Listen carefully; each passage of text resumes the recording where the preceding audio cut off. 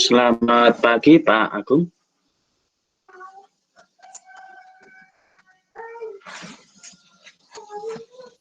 Selamat pagi Bapak. Monggo Pak Agung, berhubung waktu sudah pukul 8 bisa dimulai. Baik, Mas Nuwun. Sama-sama Pak.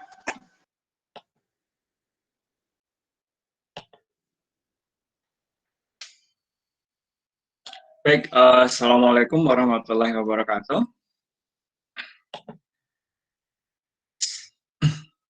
Selamat pagi dan salam sejahtera untuk kita semua. Om Swastiastu, Namo Buddhaya, dan salam kebajikan. Maaf, apakah suara saya terdengar jelas? Terdengar, Pak. Baik, terima kasih.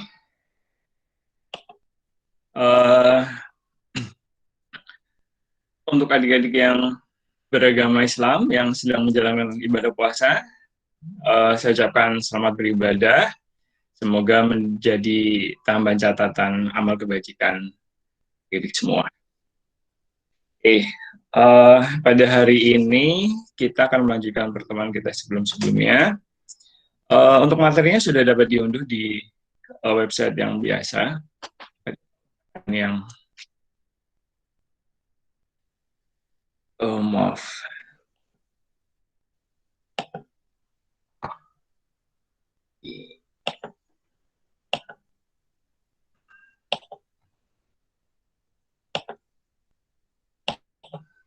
Ya, apakah untuk tampilannya sudah bisa terlihat? Sudah, Pak. Iya, matur nuwun. Baik, sebelumnya mungkin perlu saya sampaikan bahwa untuk yang hasil UTS kemarin, saya minta maaf masih ada beberapa yang belum saya baca, tapi mudah-mudahan hari Senin bisa saya upload nilainya di tautan ini. Atau nggak nanti ada grup WA ya kalau nggak salah nanti saya sampaikan di situ. Mohon maaf sekali karena kebetulan ada beberapa yang harus dikerjakan minggu ini, jadi tinggal beberapa lagi sih yang belum sempat saya baca. Mudah-mudahan hari Senin sudah bisa sampaikan hasilnya. Oh ya, dan nanti nilai terbaik mungkin akan saya hubungi untuk mendapatkan reward. Berupa apa, nanti kita lihat.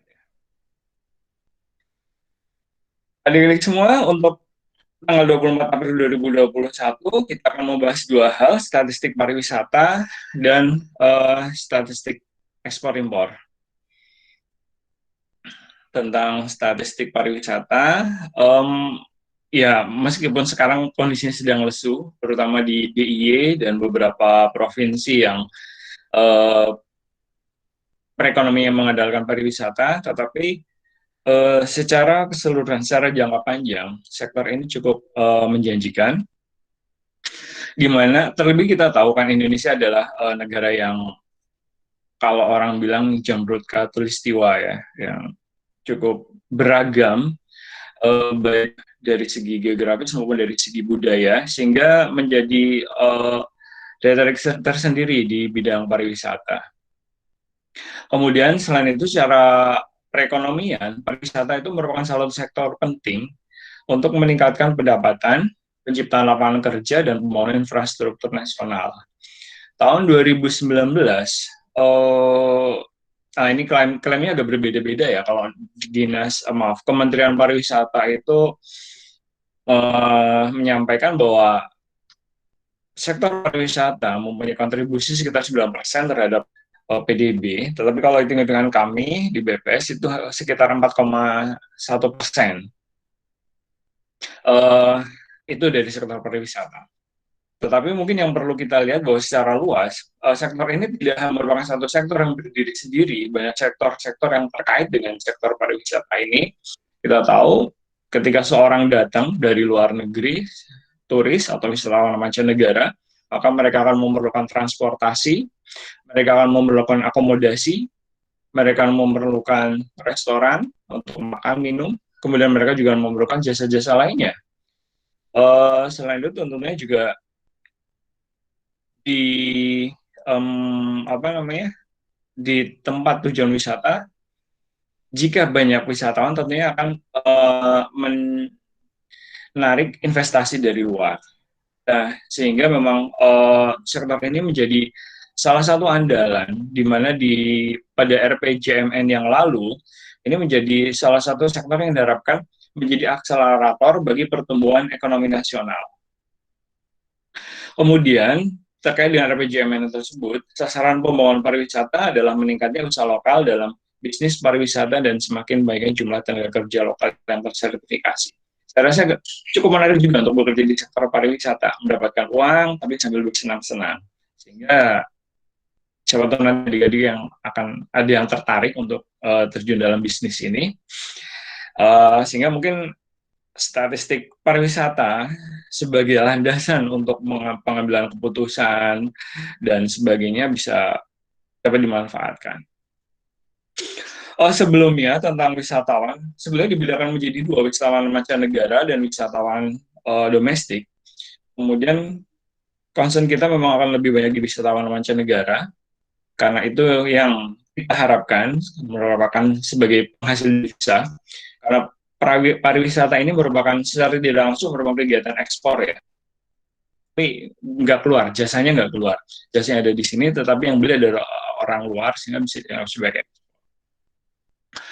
Kemudian definisi wisatawan mancanegara sendiri sesuai dengan rekomendasi dari United Nations World Tourism Organization, itu setiap orang yang melakukan perjalanan keluar dari negara wilayah tempat tinggalnya, bukan untuk tujuan memperoleh penghasilan di tempat yang dikunjungi, dan lamanya kunjungan tersebut tidak lebih dari 12 bulan. Ya ini batasan-batasannya. Kemudian jelas ya kalau mengunjungi suatu negara di luar tempat tinggalnya, kemudian bukan untuk tujuan memperoleh penghasilan, ya namanya orang wisata ya, bersenang-senang tujuannya, kemudian tidak lebih dari 12 bulan, ya tidak lebih dari 12 bulan, karena jika lebih dari 12 bulan maka akan dianggap sebagai dalam konsepnya penduduk itu akan dianggap sebagai penduduk, bukan pendatang, bukan wisatawan lagi. Kemudian ada dua kategori dari tamu mancanegara atau wisatawan mancanegara, yaitu wisatawan atau turis, yaitu yang setiap pengunjung definisinya mengikuti definisi di atas dengan lama waktu paling sedikit 24 jam, tetapi tidak lebih dari 12 bulan, dengan maksud kunjungan, berlibur, rekreasi, dan olahraga. Kemudian tujuan bisnis, mengunjungi teman dan keluarga, misi, menghadiri pertemuan, konferensi, kunjungan dan alasan kesehatan, belajar dan keagamaan, termasuk kunjungan dan alasan kesehatan ya.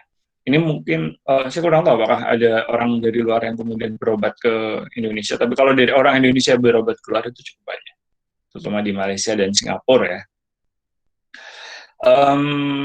Kemudian pelancong, ekskursionis, setiap pengunjung yang seperti definisi di atas, tetapi tinggalnya kurang dari 24 jam di tempat yang dikunjungi. Ini biasanya, mungkin kalau contohnya itu yang peserta yang di kapal pesiar, yang mungkin singgah di benua, kemudian mereka jalan-jalan di Bali, kemudian nanti kembali lagi dalam waktu kurang dari 24 jam ke kapal pesiar tersebut, kemudian untuk melanjutkan perjalanan. Oke, untuk jenis surveinya di statistik pariwisata ini ada beberapa, tapi akan saya sampaikan hanya sekitar 4 ya kalau nggak salah. Pertama tentang ini, VOT, Survey Inbound Outbound Tourism. Indikator yang akan dihasilkan adalah jumlah kunjungan wisatawan nasional. Jadi penduduk kita, warga negara Indonesia, kemudian melakukan perjalanan ke luar negeri yang tujuannya itu bukan untuk bekerja ataupun sekolah. Jadi warga negara Indonesia yang perjalanan ke luar negeri tapi bukan untuk bekerja dan sekolah, itu juga akan kita cakup dalam survei ini, yaitu survei outbound tourism. Kemudian yang survei inbound tourism-nya itu wisatawan mancanegara yang masuk ke sini. Jadi wisatawan dari luar negeri yang melakukan perjalanan ke Indonesia dengan lama perjalanan tadi kurang dari 12 bulan, dan tujuan perjalanannya bukan untuk bekerja ataupun memperoleh penghasilan. Maksud juga untuk bersekolah ya. Kalau yang sekolah, mungkin di UGM itu ada beberapa mahasiswa dari luar yang datang ke sini kemudian untuk sekolah, itu tidak termasuk sebagai wisatawan. Kemudian jumlah wisatawan mancanegara per pintu masuk kedatangan dan kebangsaan. Ya ada beberapa pintu masuk kedatangan bagi wisatawan mancanegara 5 yang terbesar kan biasanya Soekarno-Hatta, kemudian di Kuala Namu, dan ada 5 yang terbesar, saya lupa urutannya mana aja. Nanti kita lihat. Nah, kemudian yang pertama ini terkait dengan metode pengumpulan data untuk wisatawan nasional. Tadi yang field itu adalah survei inbound outbound tourism. Ada 2 responden utama. Yang pertama adalah wisatawan nasional, itu untuk survei outbound tourism-nya, dan wisatawan mancanegara, itu nanti untuk survei inbound tourism. Yang pertama adalah mengenai wisatawan nasional, atau survei outbound tourism.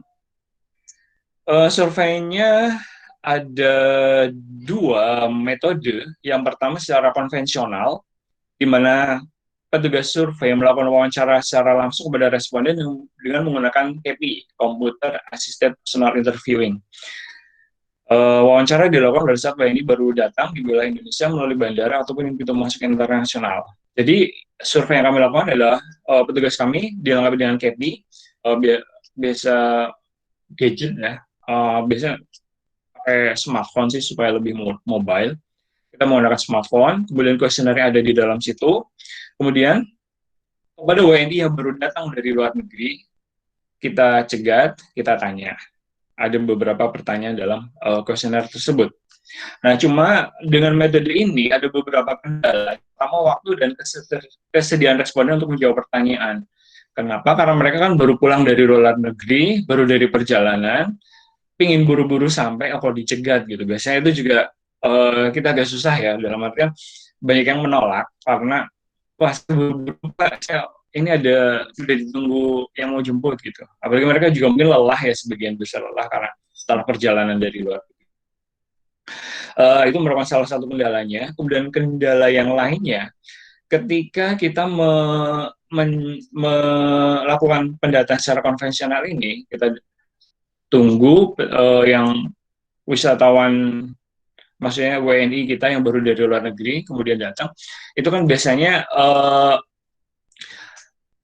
berasalnya dari negara yang dikunjungi yang sama ya. Misalnya seperti pengalaman kami di Adi Sucipto itu, kalau misalnya jam 7 itu kalau nggak salah kan penerbangan dari Singapura.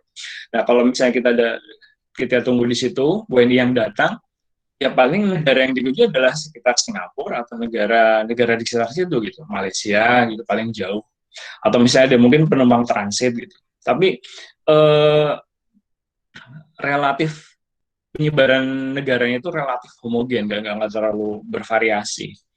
Ini jadi kita kurang ini ya, kurang kita kan inginnya lebih lengkap gitu, dari negara mana itu terwakili gitu. Kalau misalnya yang kita cegah di pintu kedatangan, satu pesawat landing, kemudian kita tunggu, kita cegah, kita tanya WNI yang baru melakukan perjalanan tersebut, biasanya cenderungannya negara yang dikunjungi itu sama. Oh, kita dari Singapura. Nanti ada lagi Singapura dari mana? Gitu. Karena pesawatnya sama, jadi relatif homogen dari negara yang dikunjungi tersebut. Kemudian kendala lainnya adalah kendala birokrasi di bandara. Ya kita tahu ya, bandara itu adalah salah satu tempat yang tingkat keamanannya memang harus tinggi karena rentan memang terhadap kegiatan teroris, kemudian kegiatan penyelundupan gitu. Sehingga memang untuk melakukan survei di bandara itu perlu waktu yang cukup panjang untuk melakukan persiapannya. Kemudian ada di situ kan ada dua institusi yang berperan. Jadi biasanya kita lapor ke AP, Angkasa Pura dulu, kemudian setelah dapat clearance, kita di tempat nanti kita menunggu pintu kedatangan itu kan juga ada wilayahnya bea cukai, ada wilayahnya imigrasi gitu. Nah, kita juga harus melakukan koordinasi dengan dua pihak tersebut. Sehingga memang birokrasi agak cukup panjang. Nah, mengatasi hal tersebut, maaf, BPS kemudian mengembangkan survei digital. Kami bekerja sama dengan PT Telkomsel, nggak apa-apa ya nyebut merek ya. Ya nggak apa-apa, mungkin karena ini tujuan ini akademis. Kami bekerja dengan PT Telkomsel untuk melakukan tracking terhadap orang-orang yang melakukan perjalanan ke luar negeri berdasarkan data mobile positioning datanya, MPD-nya. Nah, kemudian dari data MPD Telkomsel, kemudian Telkomsel mengirimkan pesan melalui SMS kepada orang-orang tersebut. Kemudian di pesan tersebut ada tautan atau link, kemudian mereka diminta untuk mengisi form atau kuesioner yang berbasis KEWI. Jadi misalnya adik-adik luar negeri, kemudian dari hasil trackingnya Telkomsel, oh ya ini positif ke luar negeri, kemudian adik-adik akan mendapatkan SMS. Di SMS tersebut adik-adik diminta untuk mengisi link, diberi tautan atau link, kemudian yang isinya adalah form. Kemudian adik-adik diminta mengisi form yang ada.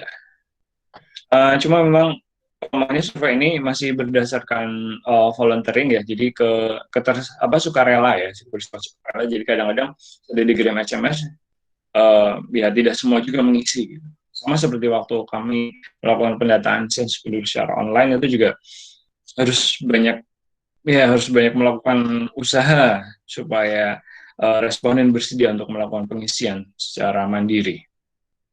Tapi cukup bagus ya, secara keseluruhan cukup bagus, dan mungkin akan kita kembangkan lagi terkait dengan survei ini. Nah, sejauh ini memang kendalanya adalah karena hanya baru dari Telkomsel kita bekerja sama, sehingga responden-respondennya adalah responden-responden pengguna kartu dari Telkomsel.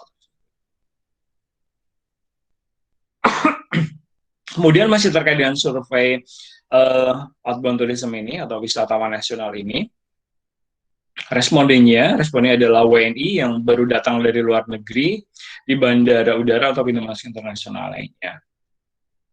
Alokasi sampelnya ditentukan secara proporsional berdasarkan data Wisnas tahun sebelumnya. Jadi ada beberapa pintu masuk internasional, jumlah sampelnya atau target sampelnya itu kita proporsikan berdasarkan pendataan tahun sebelumnya. Jadi misalnya seperti Adi Sucipto itu nanti target sampelnya sekian. Kemudian nanti ada di Kuala Namu, targetnya sekian. Kemudian di Bandara Soekarno-Hatta, targetnya sekian. Paling banyak kayaknya di Soekarno-Hatta, karena memang itu pintu masuk terbesar kita ya, untuk wisatawan. Untuk keluar negeri kebanyakan WNI itu ya menggunakan Tawa Jakarta. Kemudian cakupannya, yaitu survei ini, nah ini ada Bandara Kuala Namu, Sumatera Utara, Bandara Juanda, Jawa Timur, Bandara Soekarno-Hatta, dan ini yang surveinya dilakukan secara konvensional. Surveinya dilakukan secara konvensional ada di Bandara Kuala Namu. Adi Sucipto itu nggak masuk yang survei yang ini ya. Adi Sucipto itu masuknya nanti di PS Passenger Exit Survey. Maaf, yang dari luar negeri berarti malah. Kemudian itu yang terkait dengan nasional.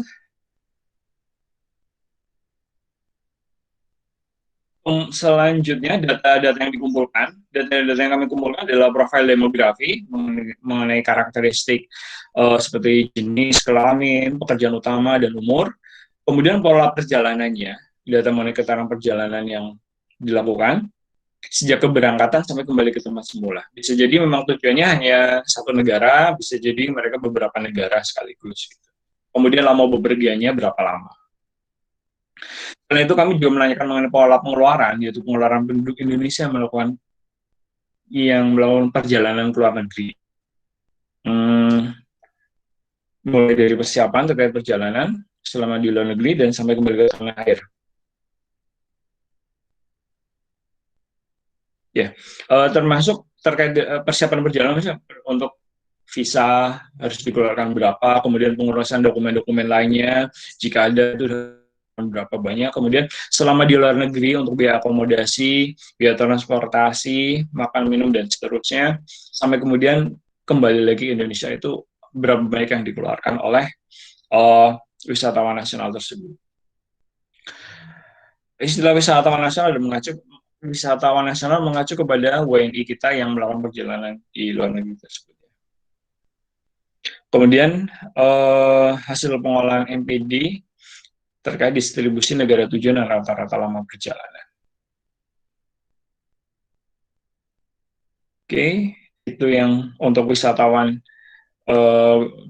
nasional. Kemudian untuk wisatawan mancanegara, surveinya namanya adalah survei inbound tourism. Ini didasarkan pada laporan bulanan kedatangan orang yang masuk ke wilayah Indonesia dari Ditjen Imigrasi. Oh ya, ini adalah salah satu contoh kegiatan pengumpulan data di mana kami tidak melakukan pengumpulan data secara langsung, tetapi kami menggunakan dokumen atau hasil kompilasi produk administrasi yang bersumber dari Ditjen Imigrasi.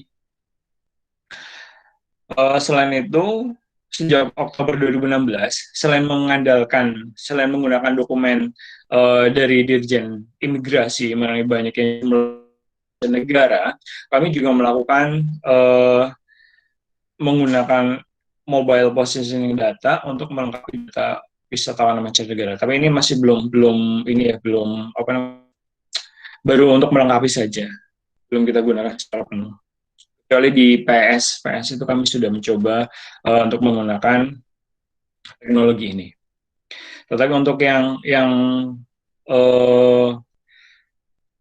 inbound tourism ini kita baru masih mengandalkan data dari Dirjen Imigrasi.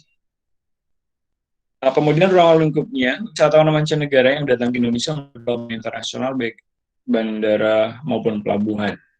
Nah, ini 5 pintu masuk utama, ada Soekarno-Hatta, Ngurah Rai, Batam, Juanda, dan Kuala Namu, Sumatera Utara. Ini yang paling banyak jumlah wisatawan dari mancanegara yang mereka lalui.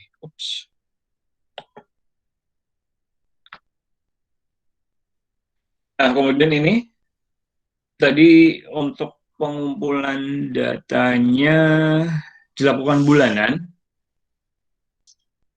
Data untuk wisatawan mancanegara ini. Kemudian ada survei yang kedua yaitu passenger exit survey. Passenger exit survey ini adalah survei yang kami lakukan terhadap wisatawan mancanegara. Tujuannya untuk mengetahui profil wisatawan mancanegara, rata-rata dan pola pengeluaran wisatawan mancanegara selama di Indonesia, dan pola perjalanan wisatawan mancanegara di Indonesia. Jadi profilnya, umur, jenis kelamin, yang variabel-variabel demografi tadi.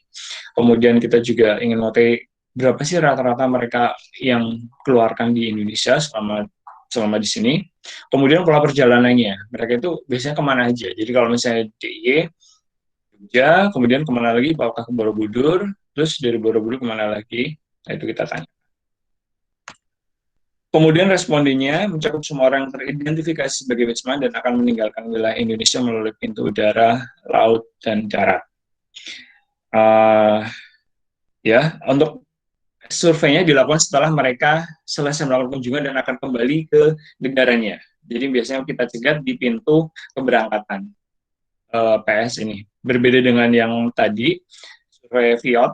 Survei VIOT itu di pintu kedatangan kita cegatnya. Kalau yang di PS ini kita yang secara konvensional ya, karena nanti ada yang secara kita menggunakan teknologi informasi juga.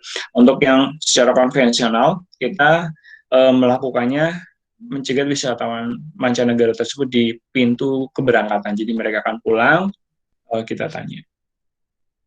Kemudian responden itu harus memenuhi kriteria tempat tinggal bukan di Indonesia, jelas wisatawan, tidak bekerja untuk mendapatkan upah di Indonesia. Jadi mereka memang tujuannya untuk berwisata ya di sini. Kemudian tidak sedang bersekolah atau mendapatkan gelar di Indonesia. Jadi kalau misalnya ada mungkin teman-temannya adik-adik di UGM yang dari luar negeri, itu bukan termasuk salah satu responden kami ketika melakukan passenger exit survey. Kemudian metode pengumpulan datanya ada 2. Saya sampaikan tadi, yang pertama adalah metode survei, yang kedua metode konvensional. Yang metode konvensional dulu saya sampaikan, metode konvensional ini menggunakan KEPI, kami menggunakan smartphone atau tablet untuk melakukan wawancara. Nah, wawancaranya dilakukan di pintu keberangkatan. Jadi setelah mereka selesai berwisata, mereka akan kembali ke negaranya, kita cegat, dan kita wawancarai dengan menggunakan KEPI. Selain itu, kita juga mengembangkan metode digital survey. Metode ini bekerja sama dengan PT Telkom juga. dengan menggunakan fasilitas Wi-Fi-nya dari PT Telkom. Jadi kalau ini ada dua, jadi pada saat mereka datang dan pada saat mereka akan berangkat.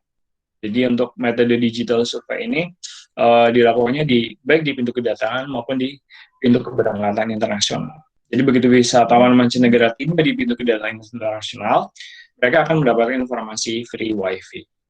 Kemudian ada digital banner dan mereka you may access our free Wi-Fi. Kemudian wisatawan tersebut diharapkan mau mengakses Wi-Fi tersebut. Kemudian dia akan mendapatkan free access selama 7 hari di seluruh Wi-Fi-nya punya Telkom, PT Telkom. Harapannya mereka mau mengisi kuesioner yang ada di situ.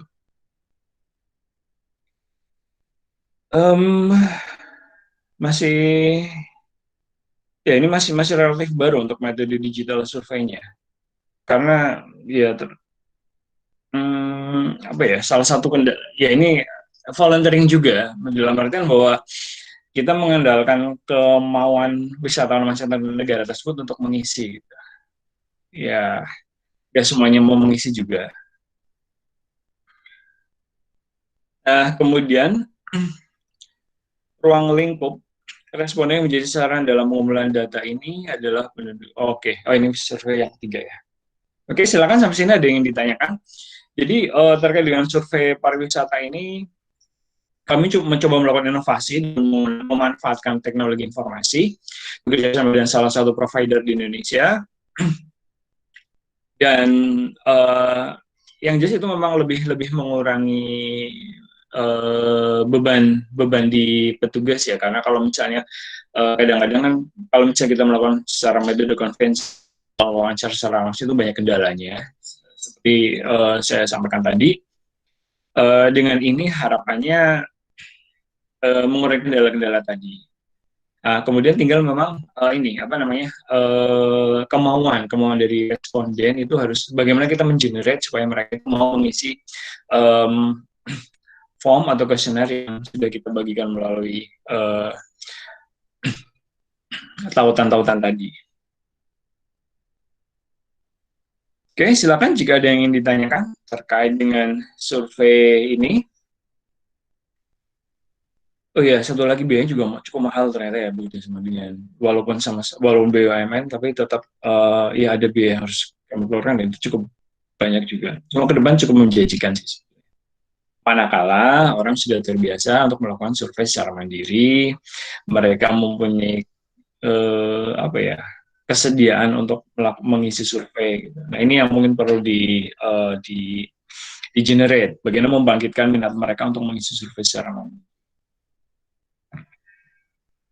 Selanjutnya ada mengenai survei wisatawan Nusantara. Nah ini survei yang dilakukan terhadap penduduk Indonesia. Jadi kalau tadi itu yang terkait dengan WNA, wisatawan mancanegara. Kemudian kalau ini terkait dengan wisatawan Nusantara. Jadi selain wisatawan mancanegara, kemudian wisatawan nasional, yaitu penduduk warga negara Indonesia melakukan kegiatan wisata, kami juga melakukan pengumpulan data wisatawan Nusantara atau wisatawan domestik ya, wisatawan domestik. Survei wisatawan Nusantara ini dilakukan menggunakan basis survei Susenas, kemudian di mana responden yang menjadi sasarannya adalah mereka yang melakukan kegiatan perjalanan secara sukarela kurang dari 6 bulan yang lalu, bukan untuk tujuan bersekolah ataupun bekerja, serta sifat perjalanannya bukan rutin, bukan insidental. Jadi kalau misalnya yang sifatnya rutin, misalnya gini, saya kalau bekerja jelas ya, bekerja tidak tercover di sini. Kemudian kriteria lainnya adalah melakukan perjalanan objek wisata komersil dengan tidak memandang apakah menginap atau tidak menginap di hotel atau penginapan komersil, atau perjalanannya lebih atau kurang dari 100 km. Jadi yang menjadi responden kami adalah berdasarkan Susenas, kemudian kita melakukan penyaringan lagi dengan beberapa kriteria. Kriterianya adalah mereka melakukan perjalanan di wilayah Indonesia di dalam Indonesia saja, mereka cukup melakukan perjalanan di wilayah teritorial Indonesia secara sukarela kurang dari 6 bulan yang lalu. Kemudian perjalanannya itu ke objek wisata, baik menginap ataupun tidak menginap. Kemudian yang kriteria kedua adalah mereka yang melakukan perjalanan bukan ke objek wisata, tetapi menginap di hotel atau penginapan komersil. Kemudian walaupun jarak perjalanan mungkin kurang dari 100 km. Atau mereka yang melakukan perjalanan bukan ke objek wisata komersil dan tidak menginap di hotel, perjalanannya lebih dari 100 km. Jadi untuk survei wisatawan Nusantara ini ada 3 kriteria yang kita pakai. Yang pertama, responden tersebut adalah responden yang melakukan perjalanan di dalam wilayah teritorial Indonesia kurang dari 6 bulan. Kemudian mereka itu, jika perjalanannya wisata, baik perjalanan ke objek wisata, itu jaraknya bisa kurang dari 100 km. Tanpa memperhatikan apakah mereka menginap atau tidak menginap. Itu nanti termasuk responden kami. Kemudian yang kedua, jika responden tersebut melakukan perjalanan tetapi jaraknya kurang dari 100 km dan tidak menuju objek wisata, tetapi mereka menginap di hotel, itu juga termasuk responden kita, yang termasuk kriteria responden kita. Kemudian, bisa jadi mereka tidak melakukan kunjungan ke objek wisata, tidak menginap di hotel atau akomodasi lainnya, tetapi jarak perjalanannya lebih dari 100 km. Itu kita anggap termasuk sebagai kriteria responden kita dalam kaitannya dengan survei wisatawan Nusantara ini. Oh iya, 100 km itu jarak PP ya, pulang pergi. Jadi kalau dari sini ke mana ya, ke radius ini mungkin sekitar Semarang ya, Semarang atau, jadi kalau adik-adik melakukan perjalanan, walaupun bukan ke objek wisata, ke Semarang, kemudian nanti kembali lagi selama 6 bulan yang lalu, itu nanti adik-adik bisa termasuk dalam kriteria kita untuk yang responden wisatawan Nusantara ini. Kemudian yang ingin saya sampaikan dulu kerangka sampelnya ya terkait dengan kerangka sampel. Kerangka sampelnya ada 2. Yang pertama kerangka sampel blok sensus. Daftar blok sensus Susenas Maret. Kenapa diambil Susenas Maret? Karena Susenas Maret yang paling banyak cakupan blok sensusnya. Kemudian di blok sensus tersebut sudah dilengkapi dengan banyaknya rumah tangga hasil pemutakhiran Susenas Maret 2019 tersebut. Muatan blok sensus dominan. Ada pemukiman biasa, pemukiman mewah, pemukiman kumuh, ada informasi daerah sulit dan sulit, klasifikasi desa kelurahan atau urban rural. Kemudian blok sensus tersebut dialokasikan secara acak ke dalam 4 triwulan. Oh ya, survei ini dilakukan sebanyak 3 kali di masing-masing triwulan. Jadi dilakukan 3 kali, setiap 4 kita melakukan setiap triwulan triwulan itu 3 ya, triwulan itu 3. Jadi kita melakukan 4 kali survei dalam 1 tahun. Tapi dasarnya yang blok sensus Susenas bulan Maret. Kemudian kerangka sampel yang kedua adalah daftar rumah tangga yang dimutakhirkan setiap pelaksanaan survei. Jadi setelah kita dapatkan blok sensus yang mana saja, kita melakukan updating. Jadi kita kunjungi blok sensus tersebut, kita kunjungi rumah tangga yang ada di dalamnya, kemudian kita tanyakan, Bu, apakah melakukan perjalanan selama 6 bulan yang lalu? Jika iya, kemudian ditanyakan lagi, apakah perjalanan menuju objek wisata? Oh tidak, saya tidak melakukan perjalanan ke objek wisata. Oh terus kita tanya lagi, apakah melakukan penginapan, apakah menginap di hotel atau akomodasi lainnya? Oh tidak, saya tidak menginap. Kemudian tanyakan lagi, apakah perjalanan itu 50 km PB? 100 km PB ya, 100 km PB. Jika iya, maka kita cek sebagai salah satu calon responden. Kemudian nanti kita datangi rumah tangga lainnya, kita tanyakan hal yang sama, demikian seterusnya sampai seluruh 1 blok sensus itu semua rumah tangganya terdata, terupdate. Kemudian setelah itu baru kita masukkan ke program pengambilan sampel untuk ditarik sampel. Itu penyiapan kerangka sampel rumah tangganya.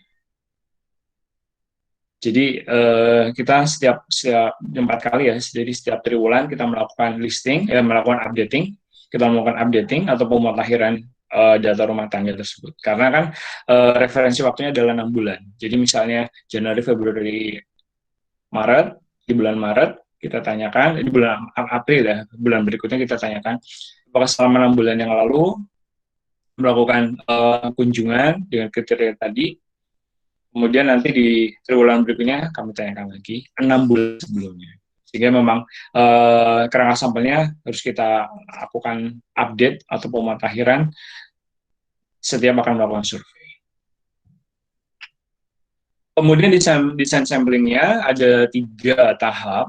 Yang pertama memilih 40% blok sensus, ya tadi yang dengan kerangka sampel yang pertama tadi, kerangka sampel yang harus kita punya adalah blok sensus se-Indonesia. Kita ambil 40% blok sensus secara PPS. Kemudian tahap kedua memilih sejumlah blok sensus dan alokasi secara sistematik di setiap strata urban rural. Jadi dari 40% blok sensus tersebut, kita pilih yang memenuhi strata urban rural, pedesaan perkotaan, kemudian juga strata kesejahteraan. Nah, kemudian setelah tahapan yang ketiga itu adalah memilih sejumlah rumah tangga hasil pemutakhiran secara sistematik sampling. Jadi, tahap pertama dan kedua adalah untuk memilih blok sensus. Setelah blok sensusnya kita dapatkan, kita datangi lagi, kita datangi setiap blok sensus tersebut, kita kunjungi masing-masing rumah tangga yang ada di dalamnya, kita tanyakan apa nama perjalanan, kemudian yang ketiga kriteria tadi. Nah, kemudian dari updating tersebut kita dapatkan kerangka sampel rumah tangga yang melakukan perjalanan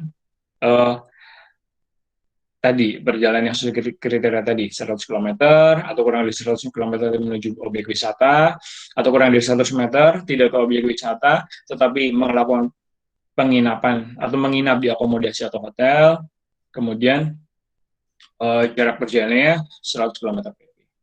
Nah, kita dapatkan rumah tangga tersebut yang memasuki kriteria tersebut dari hasil listing, dari hasil updating.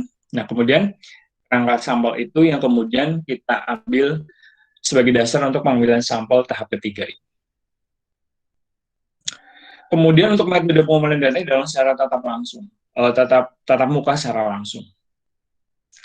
Kita mengunjungi rumah tangga tersebut, kemudian kita menanyakan pertanyaan-pertanyaan yang ada di kuesioner untuk mendapatkan informasi dari responden tersebut.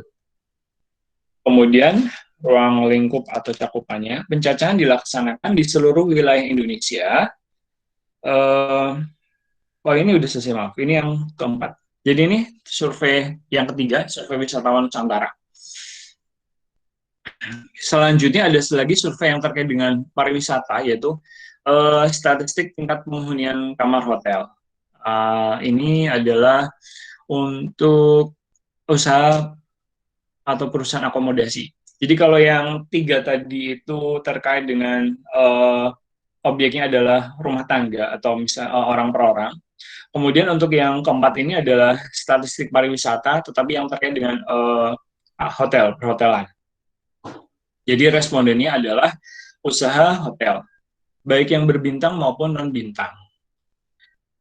Kemudian kriterianya untuk hotel yang klasifikasinya bintang itu dicacah secara lengkap, sedangkan hotel non-bintang dicacah secara sampel atau tidak semuanya dicacah, karena memang untuk yang hotel non-bintang ini jumlahnya sangat banyak sekali.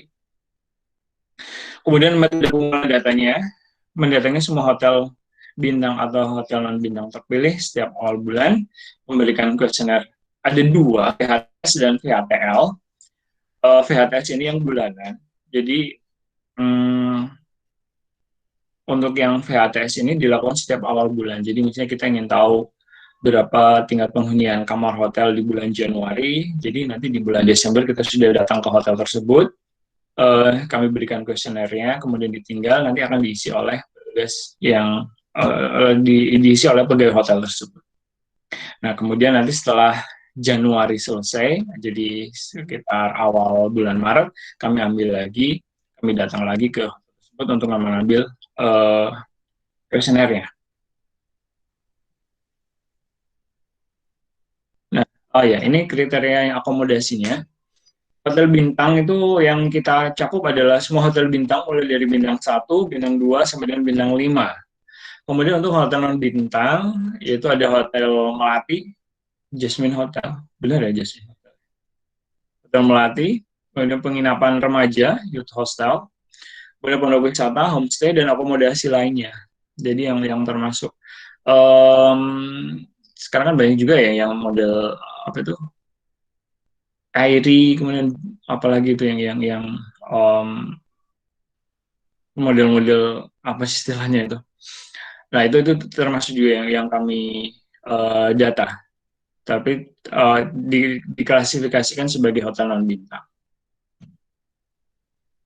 Nah ini periode pengumpulan datanya ada 2 survei terkait dengan untuk tingkat penghunian hotel ini. Ada yang VHTL, nama surveinya itu VHTL, dokumennya ada dokumen VHTL, kemudian periodenya tahunan, metode surveinya adalah sensus. Jadi untuk VHTL ini adalah semua hotel-hotel yang ada di Indonesia. Kami lakukan secara sensus, jadi semua hotel berbintang tadi akan kita lakukan secara sensus. Kemudian yang dikumpulkan adalah mengenai jumlah hotelnya, tenaga kerjanya ada berapa, jumlah kamar dan tempat tidur, klasifikasi hotel, ya termasuk hotel bintang 1, bintang 2, atau bintang berapa, kemudian tarifnya, dan fasilitas yang ada. Selain itu, untuk kegiatan bulanannya, kita ada survei namanya VHTS, itu ditujukan untuk baik akomodasi hotel berbintang maupun tidak berbintang. Jika untuk hotel berbintang, maka kita melakukan secara sensus, semuanya kita data. Adapun untuk hotel yang non-bintang, itu dilakukannya secara sampel. Tidak semua hotel non-bintang kita data, karena jumlahnya banyak sekali. Kemudian yang dikumpulkan adalah, pertama, tingkat penghunian kamar hotel, TPK, lama menginap, jumlah tamu, dan lain-lainnya, misalnya jumlah kamar yang tersedia ada berapa, jumlah tempat tidur yang tersedia ada berapa, dan seterusnya. Nanti akan kita lihat kuesionernya. Mudah-mudahan sampai sini jelas, tapi jika tidak, silakan jika ada yang ingin ditanyakan. Oke, nah ini saya sampaikan yang VHTS saja ya. Kalau VHTL itu ada sih VHTL, cuma yang sering kita rilis itu adalah yang VHTS ini. Jadi yang kalau adik-adik semua lihat BPS melakukan rilis TPK, tingkat penghunian kamar hotel, itu adalah hasil dari VHTS ini. Ini ini dokumennya, cuma kayaknya lama ya ini dokumennya. Iya benar, dokumennya lama. Ada yang terbaru, cuma ya kurang lebih sama sih seperti ini, tidak terlalu banyak berbeda. Tidak terlalu banyak berbeda dengan yang ini. Ini masih bisa dipakai. Oke. Ini nanti kolom identitas dilakukan secara bulanan. Survei ini dilakukan secara bulanan. Kemudian yang pertama ini, kolom pertama isinya adalah tanggal 1, 2, 3, dan seterusnya sampai 30. Kemudian jumlah kamar tersedia. Jadi kita tanyakan. Ini yang tadi yang saya sampaikan, kuesionernya ditinggal. Yang kuesionernya nanti akan diisi oleh petugas dari hotel. Jadi dokumen ini kami datang di awal bulan ke hotel berbintang ataupun beberapa sampel hotel non bintang. Kemudian kita serahkan, kemudian diminta untuk mengisi ini. Jumlah kamar yang tersedia ada berapa di hotel tersebut.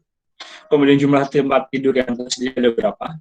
Nah, kalau kolom 2 dan kolom 3 ini sama terus ya biasanya ya. Kecuali misalnya hotelnya kemudian nambah kamar dalam 1 bulan gitu. Tapi jarang kalau pembangunan itu biasanya memerlukan waktu.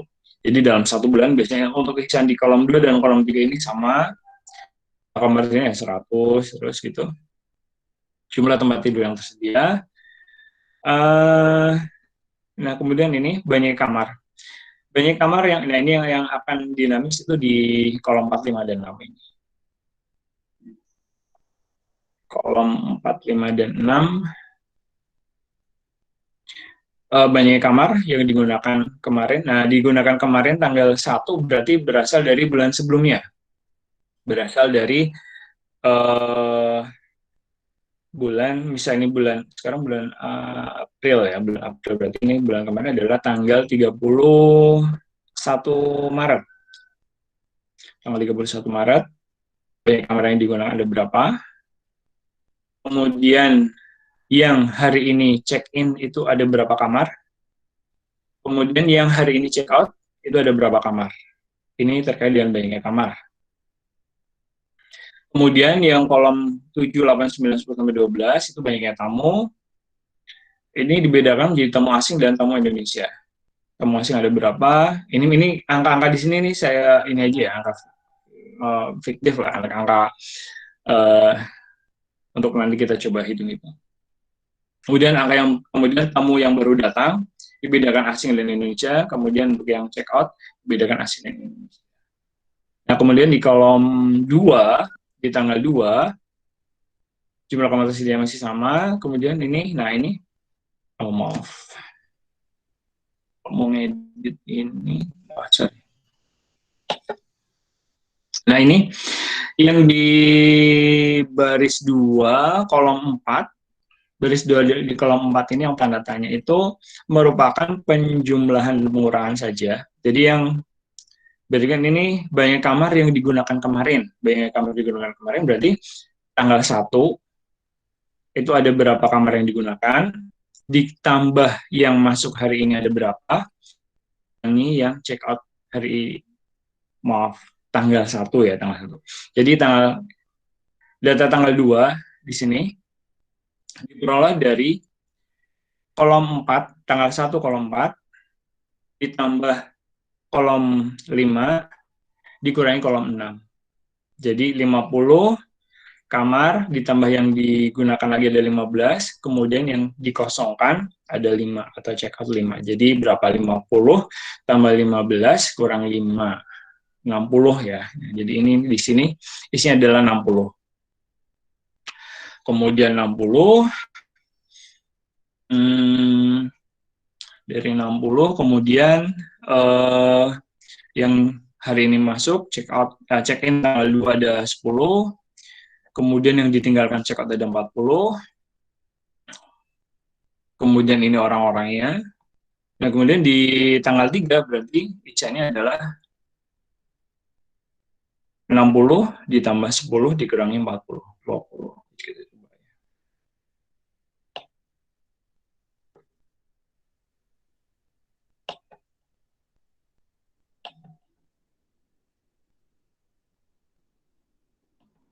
Nah, yang di sini banyaknya kamar yang digunakan kemarin itu berarti 50 ditambah 15 dikurangi 5 sama dengan 60. Oke. Kemudian tanggal 3. Tanggal 3 banyak kamar yang digunakan kemarin ada berapa? Ada 60, yang masuk pakai lagi 10, kemudian yang ditinggalkan ada 40. Berarti 60 ditambah 10 dikurangi 40. Berapa? 30 ya.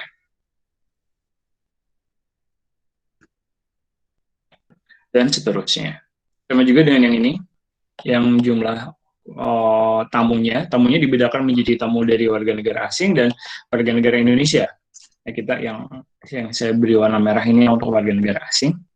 Sehingga banyaknya tamu kemarin, kan tanggal 2 ya, tanggal 1 tamu yang ada dari tanggal sebelumnya yang masih stay dari tanggal sebelumnya itu ada 50.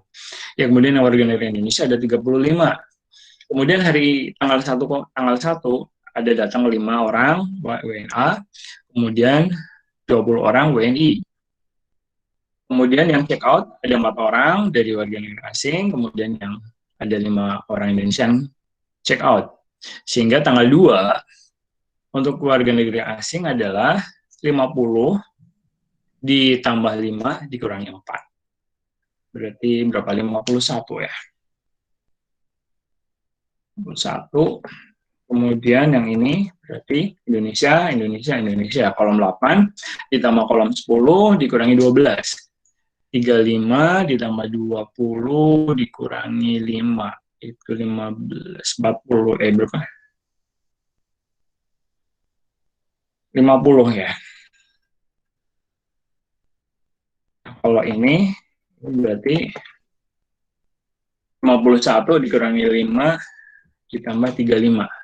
51 ditambah 5 dikurangi 35, ya benar. Berarti berapa ada 21 ya. Terus yang ini ada yang Indonesia 50 ditambah 5 dikurangi 35. Berarti ada berapa?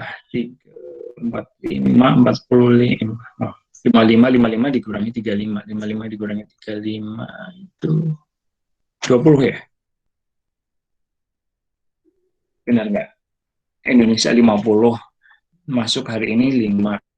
55 dikurangi 35. 20. Oke. Ini. Kemudian nanti dilanjutkan untuk untuk setiap hari, sampai kemudian nanti didapatkan jumlah totalnya. Ini nanti tinggal dijumlahin aja, tinggal dijumlahin dari setiap masing-masing kolom. Nah, dari sinilah kemudian nanti kita melakukan penghitungan untuk beberapa indikator terkait dengan wisata ini, statistik pariwisata. Oke. Nah, ini penghitungan TPK, tingkat penghunian kamar hotel, yaitu malam TPK itu tingkat penghunian kamar hotel, yaitu rumusnya malam kamar terjual dibagi malam kamar tersedia dikali 100. Jadi TPK ini adalah malam terjual dibagi malam kamar terjual dibagi malam kamar tersedia. Istilahnya pakai malam memang ya, malam kamar terjual, malam kamar tersedia. Karena memang hotel kan biasanya check-in jam 12, pokoknya jam 12 hari berikutnya. Jadi yang dihitung malamnya memang ya. Berapa malam kamar terjual, berapa malam kamar tersedia. Malam kamar tersedia itu dari kolom 2. Oke, yang ini nanti penjumlahan yang totalnya di kolom 2 ini berapa.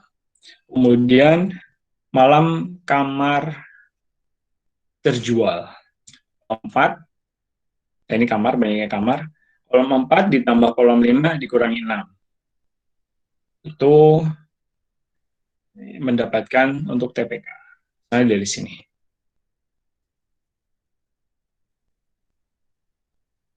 Jelas ya, harusnya nanti kita tinggal Dedik coba lihat lagi di kuesionernya dan nanti menunjukkan dengan rumusnya. Ini untuk TPK seperti ini. Kemudian untuk ada lagi rata-rata lama menginap. Rata-rata lama menginap itu dibedakan menjadi 2. Untuk tamu asing dihitung sendiri, untuk tamu Nusantara juga hitung sendiri. Tamu Nusantara itu yang Indonesia, kemudian tamu asing yang asing. Kemudian rata-rata lama menginap itu yang banyaknya malam tamu asing itu dari kolom 7 ditambah kolom 9 dikurangi kolom 11 sebagai tidak. Yang asing itu kaitannya dengan kolom 7, kolom 9 dan kolom 11 ya. Nah, berarti nanti banyaknya tamu asing yang di sini yang di total jumlah totalnya adalah kolom 7 ditambah kolom 9 dikurangi kolom 11. Itu untuk menghitung banyaknya malam tamu asing. Kemudian nanti pembaginya adalah tamu asing yang di kolom 9-nya, yaitu tamu asing yang datang dan pergi. Di kolom 9 yang ini.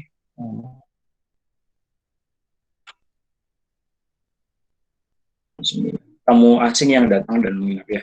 Tamu asing yang datang dan menginap adalah di bulan tersebut ya, karena ini penghitungannya adalah tiap bulan. Jadi kolom 9. Jadi kolom 7 ditambah kolom 9 dikurangi kolom 11 dibagi kolom 9. Itu nanti kita dapatkan rata-rata lama menginap tamu asing. Untuk Indonesia demikian juga, rata-rata lama menginap tamu Indonesia itu adalah kolom 8 ditambah kolom 10 dikurangi kolom 12 dibagi kolom, tapi yang di total sini, yang di bawah sini, karena kita hitungnya per bulan.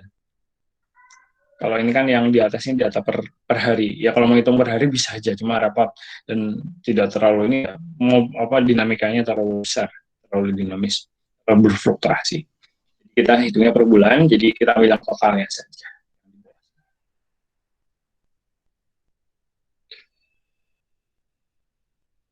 Oke, itu kemudian ada lagi rata-rata lama tamu menginap. Ini total antara tamu asing dan tamu Nusantara. Jadi untuk menghitung rata-rata lama tamu menginap itu adalah banyak malam tamu asing plus tamu Nusantara dibagi tamu gabungan yang datang dan menginap. Jadi nanti eh, kolom 7 yang di banyaknya malam tamu gabungan adalah kolom 7 ditambah kolom 8 ditambah kolom 9 ditambah kolom 10 dikurangi kolom 11 dikurangi 12. Kemudian pembaginya adalah kolom 9 ditambah kolom 10. Itu untuk rata-rata tamu. Kemudian ada juga guest per room, rata-rata tamu per kamar. Ini adalah rata-rata tamu per kamar itu rumusnya baik yang malam tamu yang dari gabungan tadi asing maupun Indonesia dijumlahkan kemudian dibagi malam kamar terjual. Malam kamar terjual itu yang tadi kolom 4 ditambah kolom 5 dikali kolom. Mudah sih ini, nggak terlalu susah karena hanya cuma tambah kurang bagi tambah kurang bagi. Jadi mudah lah ya untuk S1 mahasiswa S1. Hanya mungkin nanti tinggal dilihat aja disesuaikan dengan kuesionernya sini. Tinggal di teknik kuesioner. Dan kita juga mau melakukannya menggunakan program, nggak repot. Cuma kita entry saja di kolom 4, 5, 6, 7, 8 dan seterusnya. Nah, kemudian bagaimana hasilnya? Kita lihat. Ini saya ambilkan yang Indonesia, yang DIY, Daerah Istimewa Yogyakarta. Hasil perkembangan jumlah kunjungan wisatawan mancanegara. Ini adalah BRS, Berita Resmi Statistik, BPSDY, rilis Februari 2021. Ini kita lihat yang biru adalah kondisi tahun 2019.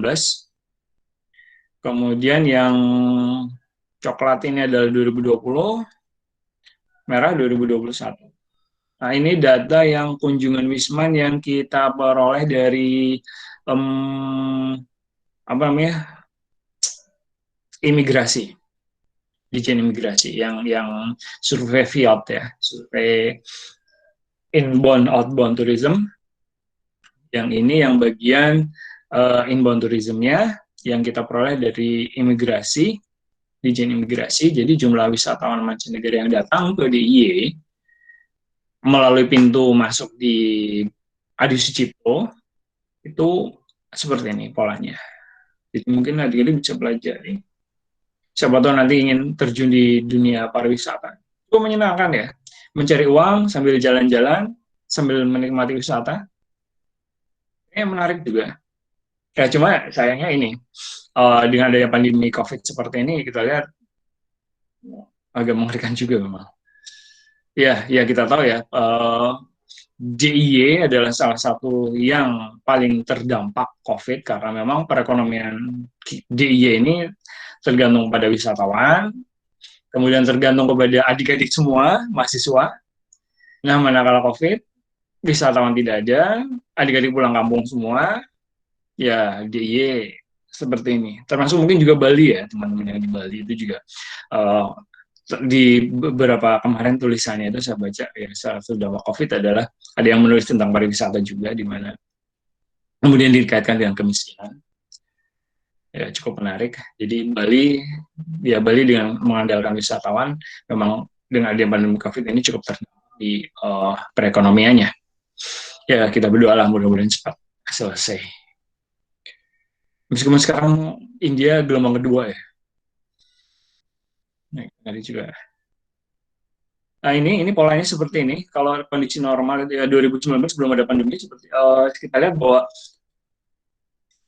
bulan Juni, Juli, Agustus itu merupakan puncak kedatangan wisatawan mancanegara ke DIY. Pola yang sama juga di tahun-tahun sebelumnya seperti itu, di mana Juni, Juli, Agustus ini musim panas ya, mungkin mereka memang senang, kalau musim panas senang bepergian ya, senang pariwisata gitu, senang jalan-jalan. Bandingkan dengan Januari, Februari, Maret yang tidak terlalu, ya tinggi juga, cuma tidak terlalu tinggi dibandingkan pada saat di musim panas di belahan bumi sebelah utara. Nah, kemudian ini yang paling kaget, jadi bulan Januari masih ada kunjungan 8.000, bulan Februari masih ada kunjungan 7.000, bulan Maret hanya 3.000, dan kemudian April, Mei, dan seterusnya tidak ada kunjungan, kecil bulan Juni itu hanya ada 7 orang wisatawan mancanegara. Udah dibuka ya, oh ya waktu itu setelah kita lockdown beberapa saat, kemudian di bulan Juni itu ada agak rilis, ada sedikit agak di ini yang new normal itu. Ada 7 orang wisatawan mancanegara yang datang ke DIY. 2021 belum ada, Januari dan Februari.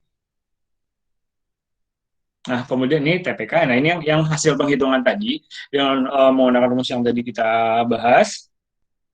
Ini hasil penghitungannya.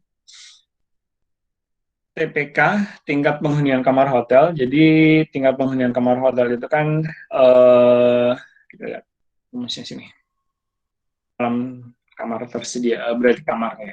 Jadi ini hanya bulan Februari 2020 30,01, Januari 21 9,21, Februari 21 13,37. Nah, ini untuk semua kalau ini mencakupnya kan semua wisata, semua yang baik itu dari Indonesia maupun luar negeri ya.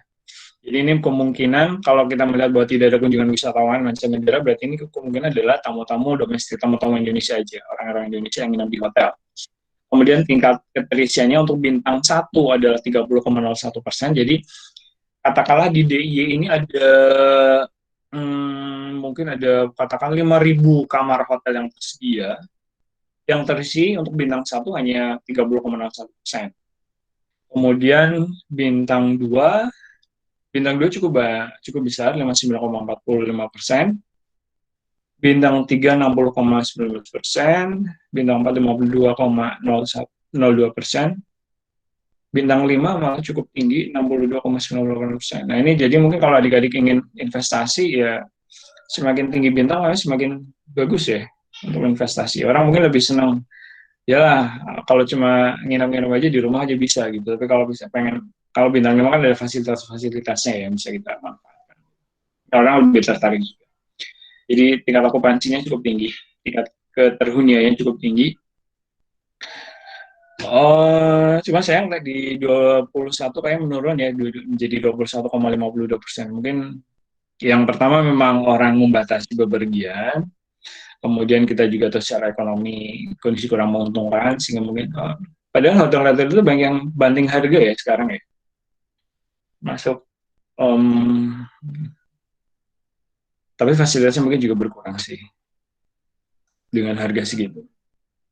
Malah informasinya banyak hotel yang dijual di DIY. Ya silakan adik-adik jangan beli investasi, dibelilah itu hotel-hotel. Nah, adik-adik cek dulu di sini TPK-nya, tingkat penghuniannya berapa yang paling bagus.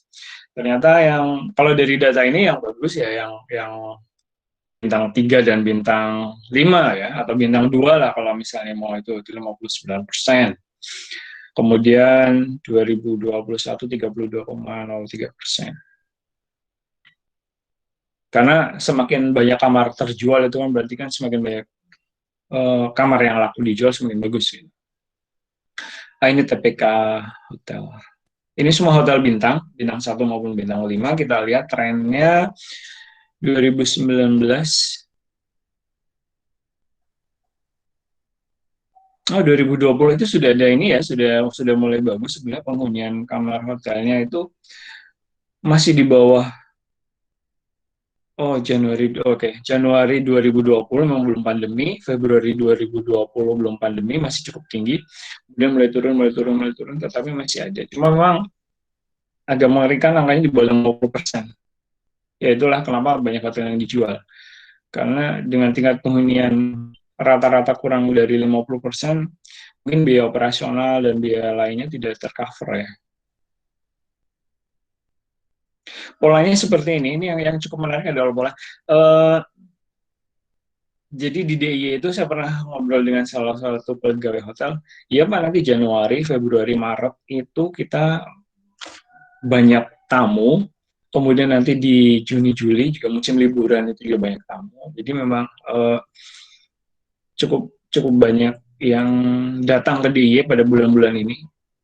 Bulan Mei turun, musimnya ujian mungkin ya, anak-anak sekolah. Kemudian liburan Juni, Juli, Agustus. Nah ini siapa tahu ada yang ingin mengembangkan bisnis travel, bisnis perjalanan wisata, bisa dilihat Januari, Februari, Maret itu merupakan masa-masa puncaknya. Kemudian berlangsung lagi di Juni, Juli, Agustus.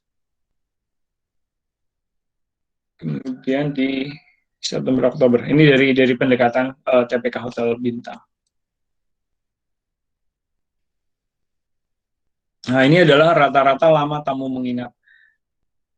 Rata-rata lama menginap tamu asing dan Indonesia.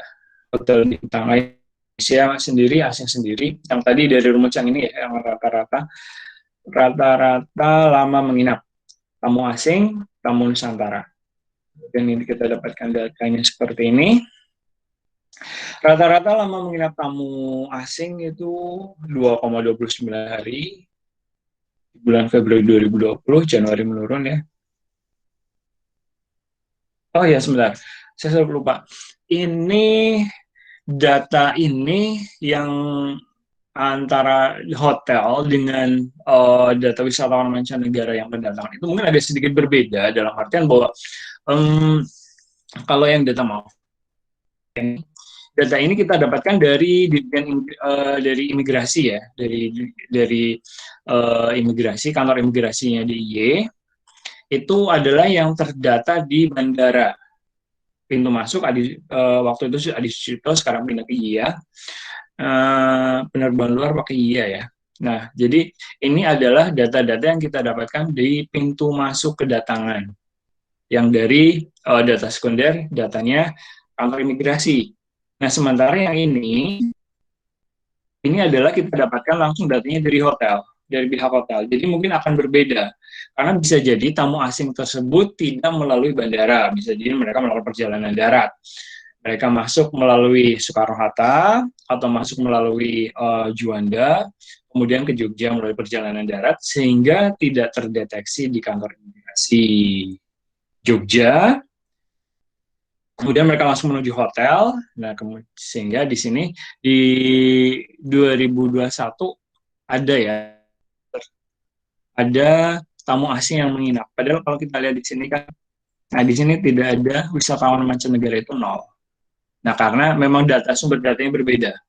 Jadi untuk yang kunjungan wisatawan mancanegara kami dapat datanya dari kantor imigrasi, sementara untuk yang ini datanya kami dapatkan dari pihak hotel. Jadi bisa jadi memang tidak ada kunjungan wisatawan mancanegara melalui pintu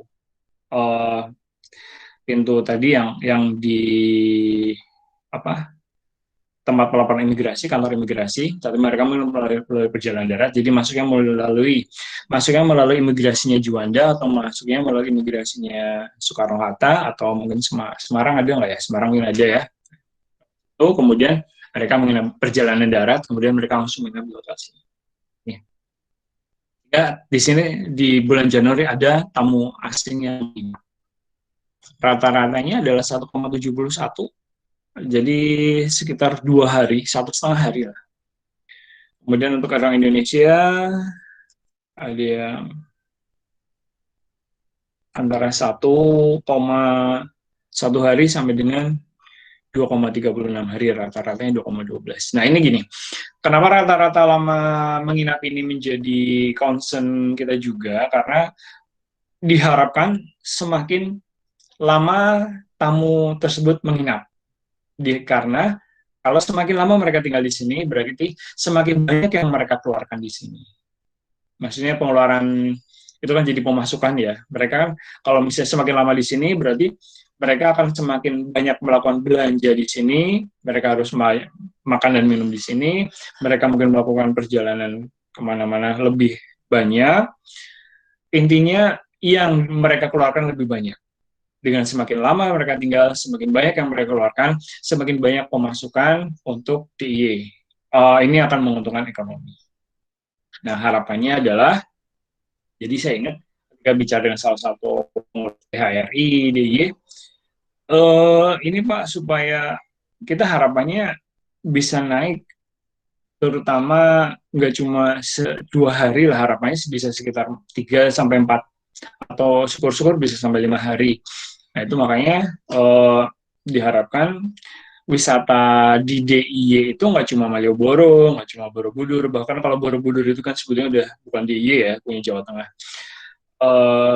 Teman-teman wisata lain juga bisa dimunculkan sehingga mereka akan lebih lama menginap di sini. Dengan semakin lama mereka menginap, semakin banyak yang mereka belanjakan, apalagi orang wisatawan kan harus senang-senang, mereka uang nggak mikir lagi, ya semakin banyak pemasukan untuk perekonomian di suatu wilayah yang nggak cuma DIY aja. Oke, silakan terkait dengan statistik pariwisata itu yang bisa saya sampaikan. Silakan jika ada yang ingin ditanyakan. Jika tidak, maka kita lanjut dengan statistik ekspor impor. Ya, ini merupakan salah satu statistik yang menurut saya cukup menarik dari sisi statistik ekonomi, karena kita tahu perdagangan internasional cukup mengalami pertumbuhan yang cepat beberapa dekade terakhir. Kemudian di negara-negara berkembang, kontribusi ekspor terhadap PDB itu meningkat 3 kali lipat selama periode 1970-2004. Ini data terakhir yang saya punya. Kalau sekarang mungkin sudah mengalami peningkatan lebih ini lagi ya, apalagi dan ada mobilisasi, free trade, agreement dan seterusnya. Pembatasan tarif tidak ada, harapannya ekspor dari negara-negara berkembang itu menjadi meningkat, sehingga kontribusi terhadap perekonomian mereka mengalami peningkatan juga. Selain itu ada hubungan positif yang kuat antara perdagangan, kebijakan, perdagangan dan pertumbuhan ekonomi, terutama kaitannya dengan perekonomian itu sendiri dan juga dengan penurunan kemiskinan. Nah, ini menurut yang saya kutip dari Economics of Development, itu handbooknya ekonomi pembangunan yang karangnya Perkins. Jadi kenapa perdagangan internasional atau ekspor impor itu menjadi penting, karena memang secara perekonomian dia sangat menguntungkan. Ini terbukti dari share-nya negara berkembang yang meningkat 3 kali lipat selama kurun waktu 70 sampai 2004. Kemudian ini merupakan salah satu sektor juga yang dapat diandalkan untuk meningkatkan pertumbuhan ekonomi dan menurunkan kemiskinan.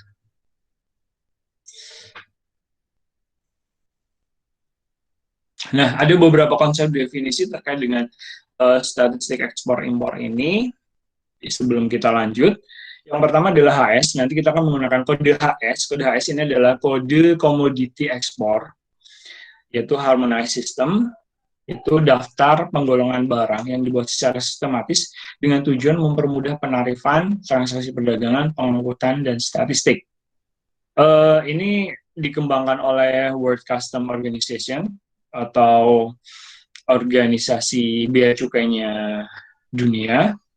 Awalnya itu kalau yang diterbitkan oleh WCO itu hanya 6 digit. Kemudian dari 6 digit itu nanti dikembangkan lagi, boleh masing-masing negara boleh mengembangkannya lagi. Nah, Indonesia bersama dengan ASEAN mengembangkan sampai dengan 8 digit. Jadi 6 digit dari WCO tadi, kemudian oleh Indonesia dan ASEAN lah ya, karena negara ASEAN itu dikembangkan lagi, ditambah lagi menjadi 8 digit. Jadi kalau kan ada ASEAN Free Trade ya, nah ASEAN Free Trade itu mengacu ke AS yang AHTN ini. ASEAN Harmonized Tarif Nomenklatur. Nah, Indonesia sendiri juga membuat pengkodean dengan dasar tadi dikembangkan lagi menjadi 10 digit. Jadi dari yang 8 digit yang hasil kita kesepakatan dengan ASEAN, kemudian kita juga menggunakan lagi yang 10 digit. Nah, ini informasi lengkapnya bisa didapatkan di sini, indonesia.go.id. Nah, ini terutama nanti yang siapa tahu adik-adik menggelut ekspor impor ya. Ekspor impor harus paham tentang kode HS ini, komoditinya. Jadi misalnya komoditi gitu kan biasanya kalau di dokumen, saya belum pernah lihat sih kalau dokumen untuk perdagangan ekspor impor. Cuma kalau di kami itu ada tabel-tabel, biasanya tabel-tabel komoditi ekspor itu hanya dicantumkan kode HS-nya aja.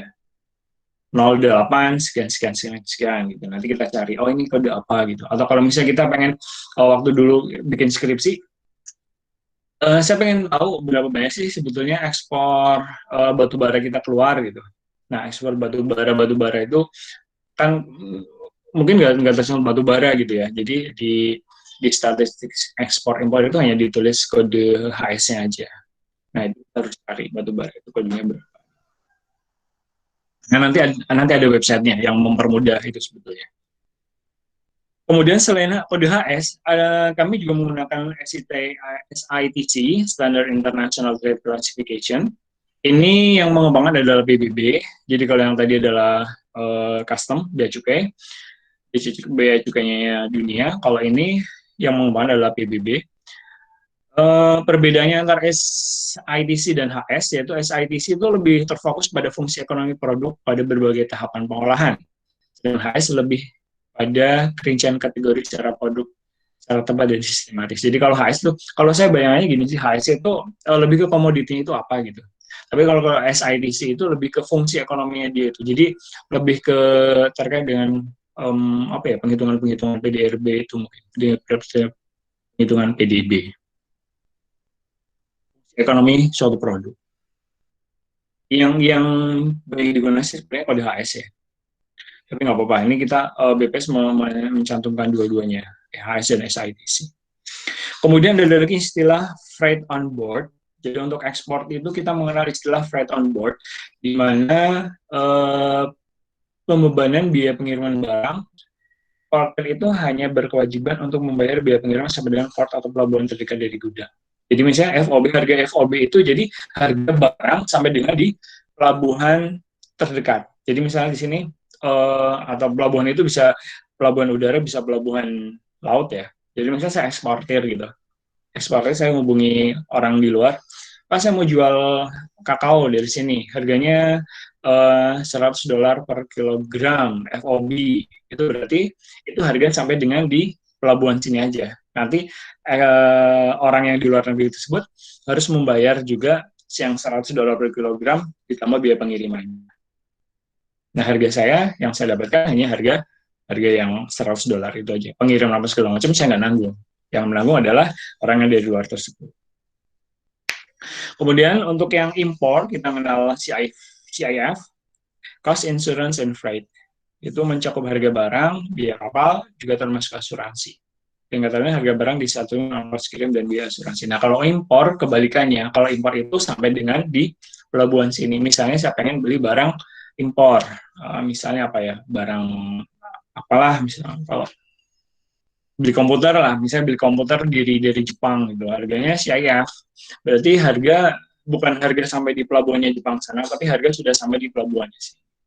Kalau saya sebagai importir.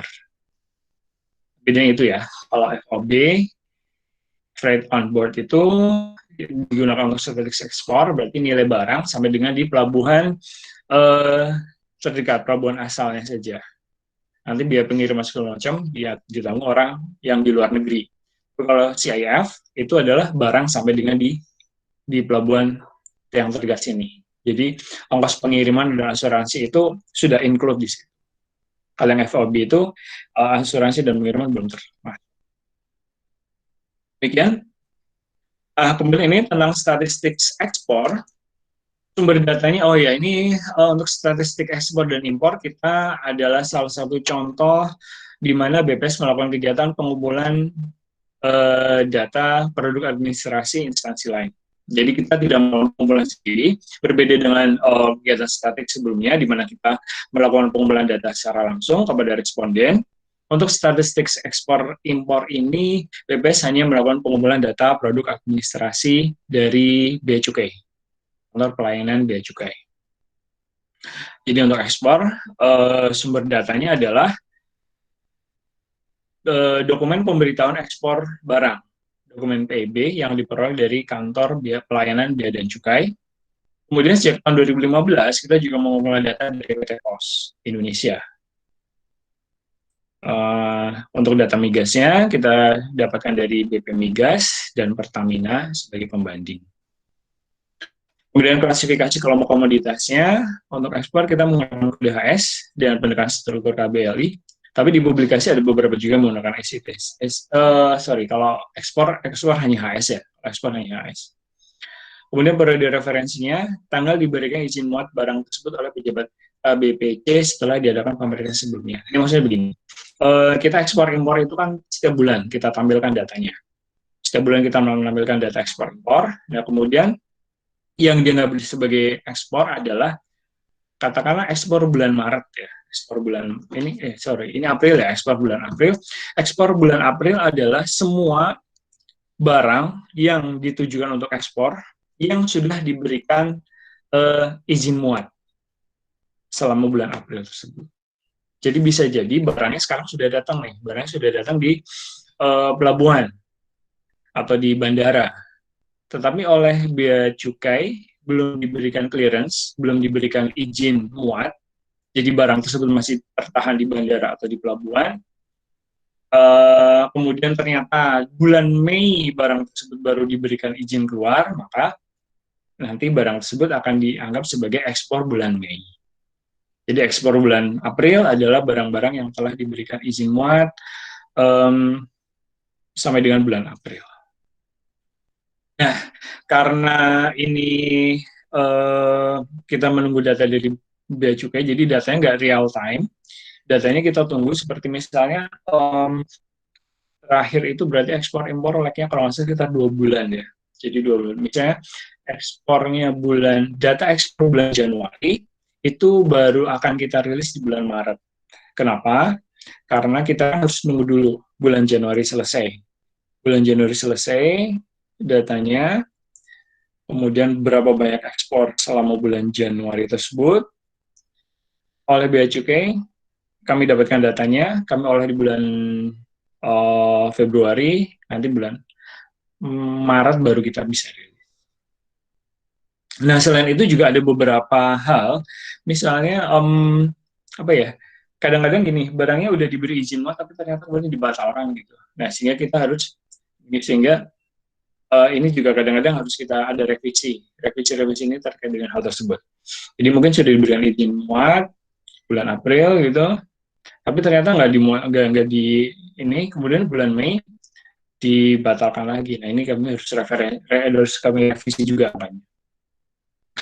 Kemudian nilai barang yang dicatat untuk statistik ekspor adalah nilai FOB. Tadi sudah saya sampaikan ya, FOB itu apa? Dalam dolar AS, dalam dolar American dollar. Jadi nilai barang yang kami publikasikan adalah dalam dolar, dan nilainya dalam dolar, kemudian nilainya dalam nilai FOB. Jadi nilai belum termasuk ongkos pengiriman ke negara tujuan, asuransi ke negara tujuan. Ruang lingkupnya ekspor yaitu seluruh barang yang keluar dari wilayah Republik Indonesia, baik yang bersifat komersial maupun non-komersial, kecuali pakaian dan perhiasan para penumpang dan alat angkut. Nah, pakaian dan perhiasan penumpangnya itu tidak termasuk sebagai barang ekspor.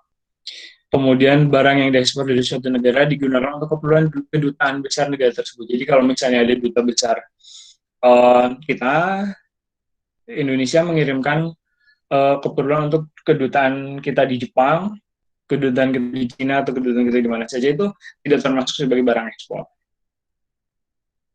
Kemudian barang-barang yang digunakan untuk keperluan eksibisi atau pameran. Jadi barang-barang untuk pameran. Jadi misalnya Indonesia ingin mengadakan kegiatan pameran di China atau di Amerika, nah itu bukan termasuk barang ekspor. Kemudian peti kemas yang dimaksud untuk diisi kembali. Jadi kalau ada peti kemas, kita kirim ke sana untuk dikirim barang-barang yang akan ke sini. Itu bukan masuk barang ekspor. Uang, surat berharga, dan barang finansial lainnya itu juga merupakan barang ekspor. Dan barang-barang contoh, jadi misalnya ada sampel, sampel itu bukan termasuk sebagai barang, tidak tercatat sebagai barang ekspor. Satuan yang digunakan adalah kilogram, beratnya kita gunakan kilogram. Kemudian negara tujuan adalah negara tujuan akhir yang diketahui di mana barang tersebut akan dikonsumsi atau diperdagangkan. Itu tentang statistik ekspor.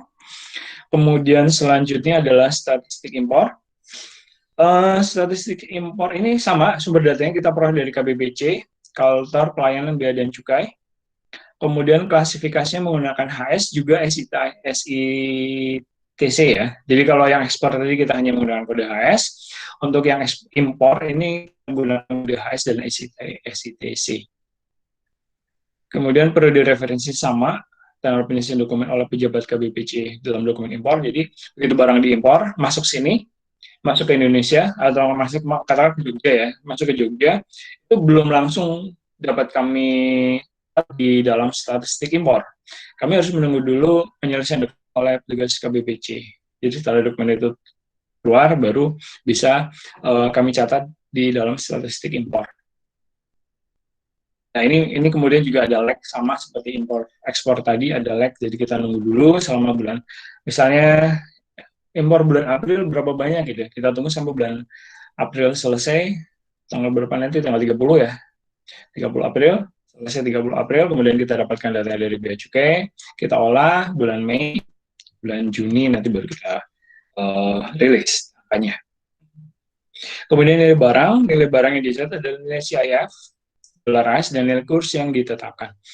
Nilainya masih dalam kursnya masih dolar American dollar, kemudian nilainya dari CIF, jadi harga barang plus pengiriman dan asuransi sampai tiba di Indonesia. Sampai tiba di, katakanlah di DIY, berarti sampai tiba di DIY.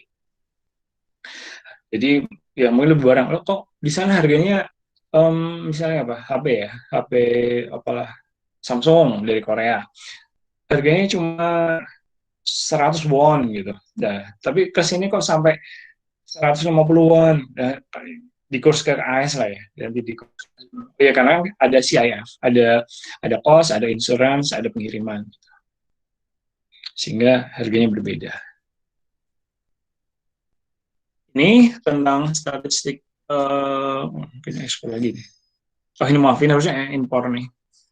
Ini masih sama, barang yang diimpor, ketentuannya bersama dengan barang-barang ruang lingkup ekspor dan impor itu sama. Jadi saya maaf, lupa belum ganti.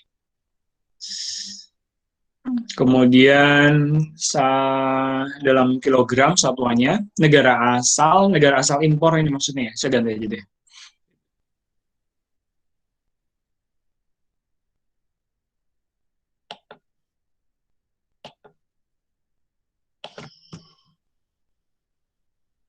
Ya, minta maaf ya, dari itu yang di slide-nya juga nanti diperbaiki ya.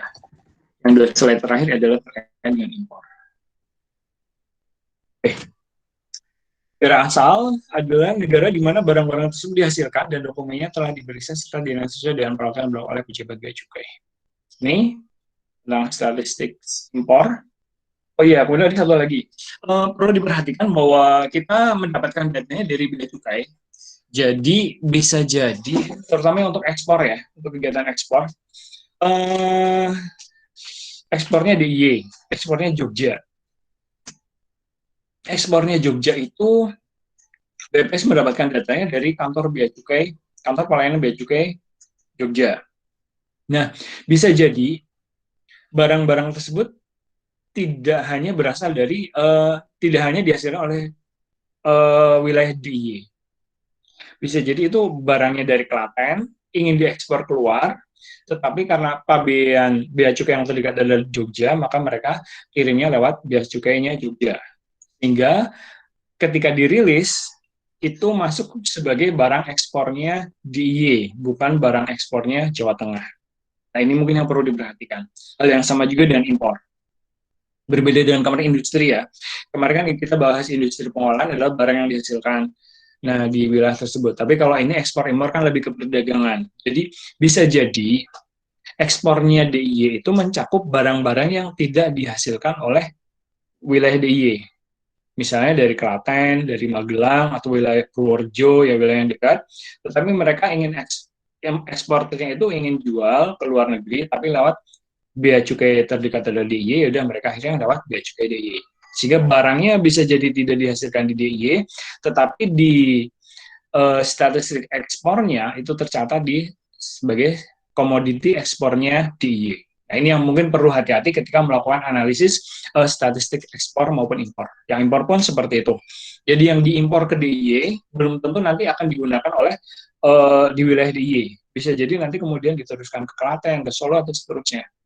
Jadi belum tentu barang impor itu nanti akan kita gunakan, barang impornya DIY yang tercatat di statistik impor DIY itu tidak semuanya akan dipakai di sini gitu. Mungkin akan ada yang dipakai di tempat lain di Jawa Tengah, ke Jawa Timur, atau itu mungkin yang perlu sedikit hati-hati ketika melakukan analisis menggunakan statistik ekspor impor.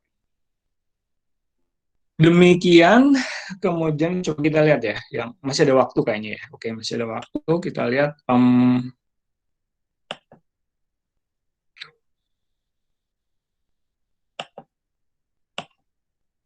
Kita lihat hasil publikasi.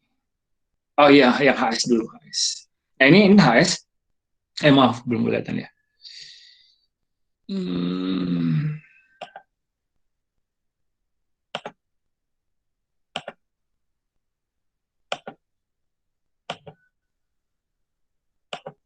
Oke, HS. Ini adalah untuk website untuk mencari kode HS. Ada namanya eservice.insw.go.id. Nanti adik-adik bisa cek di sini, Indonesian National Trade Repository, INTR. Kalau websitenya namanya, kelihatan ya websitenya ya, maaf.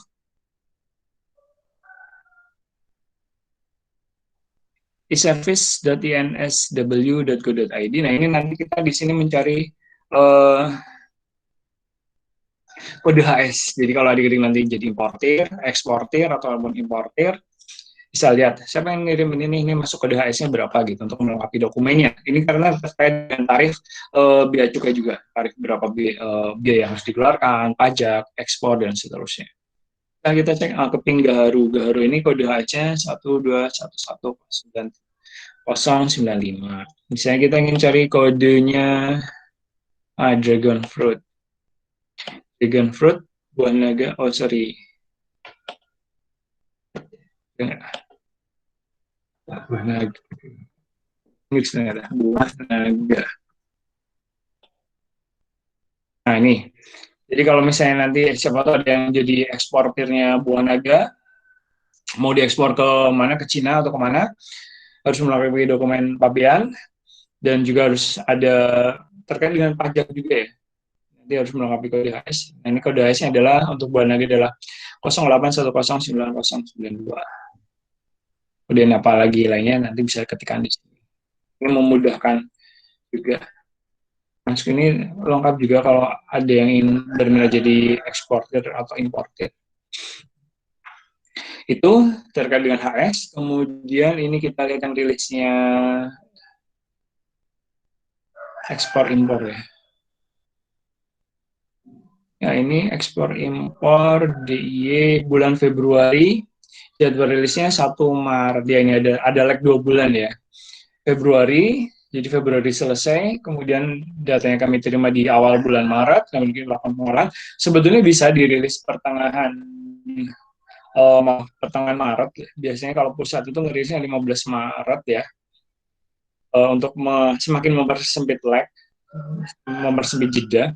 Cuma kalau di BPSD itu biasanya tetap tanggal 1 April baru dirilis, jadi dia lag 2 bulan. Nah, ini adalah statistik ekspor.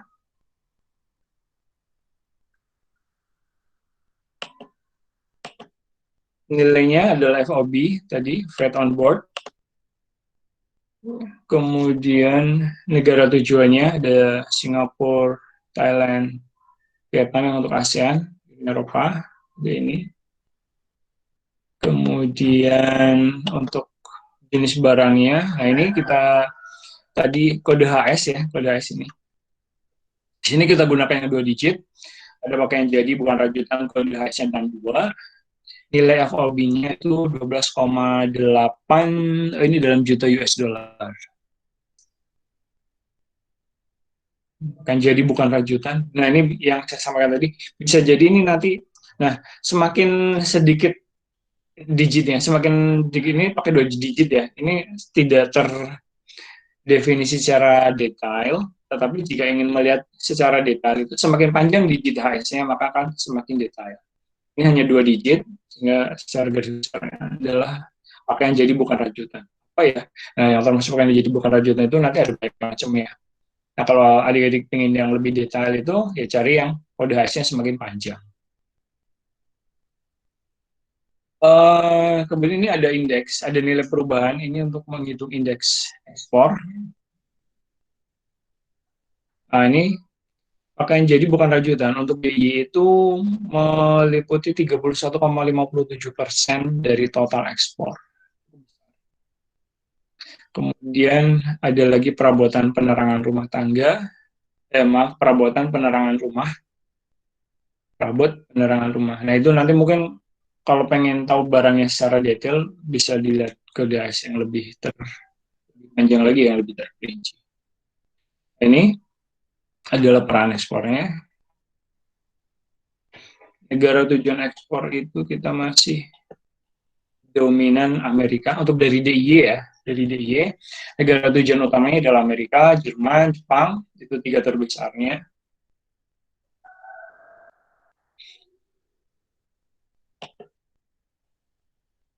Kemudian, oh iya, ini yang saya sampaikan tadi. Jadi ini datanya kami dapatkan dari bea cukainya DIY. Datanya kita dapatkan dari bea cukainya DIY. Kemudian, nah pelabuhannya itu tidak harus selalu dari Tanjung Mas, tidak harus selalu dari Adi Sucipto atau IYA, tapi bisa juga dikirimkannya lewat pelabuhan-pelabuhan ini. Nah, ini adalah pelabuhan laut yang menjadi pilihan utama untuk mengirimkan komoditas ekspor dari DIY, Tanjung Mas, Semarang, dan Tanjung Semarang aja ya. Kalau yang pelabuhannya itu mereka lewat Bandara Soekarno Hatta. Tanjung Priok juga masuk nih, Tanjung Priok. Kemudian Jawa Timur juga ada Juanda. Jadi, nah ini ada 2 hal berarti ya yang harus diperhatikan, bahwa tadi komoditi ekspor atau komoditi impor itu tidak selalu harus digunakan atau dihasilkan di wilayah DIY. Ekspor itu belum tentu komoditi ekspor yang dicakup di statistik ekspor ini, komoditi ekspor yang dicakup di statistik ekspor ini belum tentu berasal dari wilayah DIY. Kemudian juga untuk impornya belum tentu akan digunakan di DIY.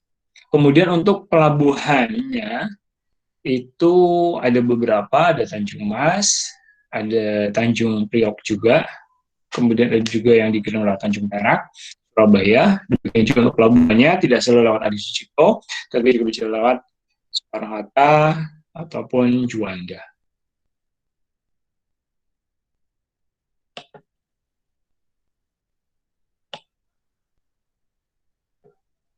Ini impornya DIY, kita lihat berasal dari mana saja, dari Tiongkok, Amerika, Hong Kong, masih negara-negara dekat ya. Impor itu kita memakai HS, harganya CIF, ada juga SITC. Oh, ini kita mengimpor lokomotif dan peralatan kereta api, filamen buatan, kapas gumpalan. Nah, ini kapas gumpalan apa gitu? Saya juga kadang kapas gumpalan itu apa gitu. Nanti dilihat lagi di HS-nya yang lebih terperinci. Ini HS 2 digit, belum detail ya. Kalau negara asalnya ada, tadi udah ya. Ada nggak HIT?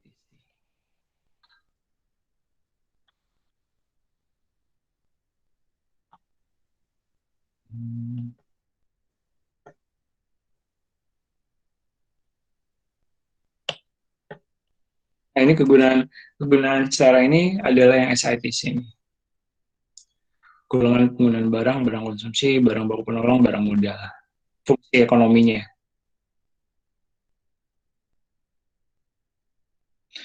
Nah, yang tadi SITC itu gunanya di sini. Yang SITC itu gunanya untuk penyusunan neraca perdagangan, gitu, ekspor. Sama yang variable lain.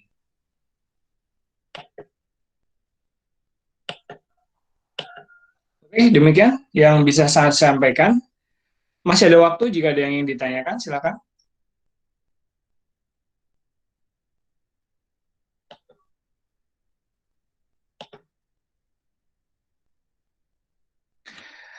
Jika tidak, maka pertemuan hari ini saya cukupkan sampai di sini. Oh ya, sebelumnya, untuk tanggal minggu depan itu libur ya, kalau nggak salah ya, tanggal merah ya. Berarti kita nggak ada pertemuan ya. Demikian ya, ngapunten Pak Sutriyadi. Tanggal 1 berarti tidak. Monggo Pak, libur atau mau diisi gitu Pak? Monggo. Berarti deh, Pak. Nanti. Ya, jadi tanggal 1 karena tanggal merah nanti kita libur aja, kemudian nanti yang pertemuan berikutnya mungkin agak sedikit lebih panjang mungkin ya. Ngerti ya Pak? Pak. Monggo Pak. Baik, terima kasih. Baik adik-adik sekalian, itu yang bisa saya sampaikan untuk pertemuan kali ini. Terima kasih atas perhatiannya. Bagi yang melakukan ibadah puasa, selamat beribadah. Dan bagi yang lainnya, selamat berakhir pekan. Terima kasih dari saya. Assalamualaikum warahmatullahi wabarakatuh. Waalaikumsalam. Waalaikumsalam. Terima kasih, Pak. Terima kasih Pak. Waalaikumsalam warahmatullahi wabarakatuh. Terima kasih, Pak. Jangan lupa absen ya. Atau udah tadi.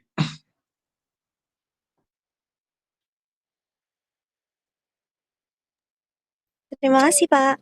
Sama-sama. Silakan yang belum absen